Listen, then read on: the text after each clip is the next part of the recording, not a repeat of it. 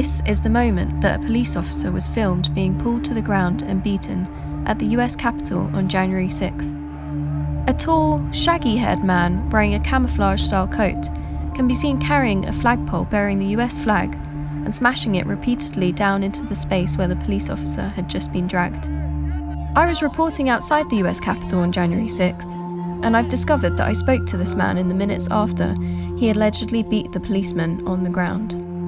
He had shocking things to say. Everybody in there is a treasonous traitor.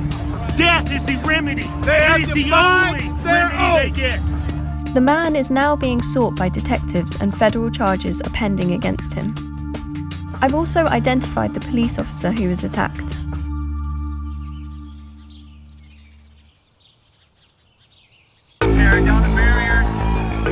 The violent scenes that unfolded at the Capitol on January 6th shocked America, and they have prompted one of the largest investigations ever undertaken by the FBI. Investigators are trawling through hours of footage to identify and arrest the perpetrators. The footage of the police officer being attacked has become one of the most widely shared pieces of footage from the violence, with more than 2.5 million views online. Cross-referencing the footage with what I filmed on the day when I was speaking to various rioters, I've discovered that I spoke to this man around 25 minutes after he had allegedly assaulted the police officer. It is understood that the footage was taken at 4:27 p.m. I spoke with him at 4:53 p.m. My video provides an insight into the suspected attacker's mindset at the time. Here were his shocking words in which he called law enforcement traitors and said they should be killed.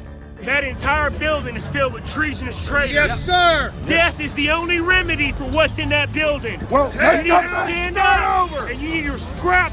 Everybody in there is a treasonous traitor. Every single one of those Capitol law enforcement officers, death is the remedy. It is the only remedy they get. Cybersecurity experts working to identify the suspect say the footage could prove to be the critical piece of evidence that leads to identifying him.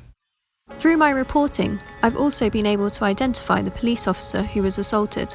He's Michael Fanone, a more than 18-year veteran of the DC police force. He was admitted to hospital following the incident, but has since been released.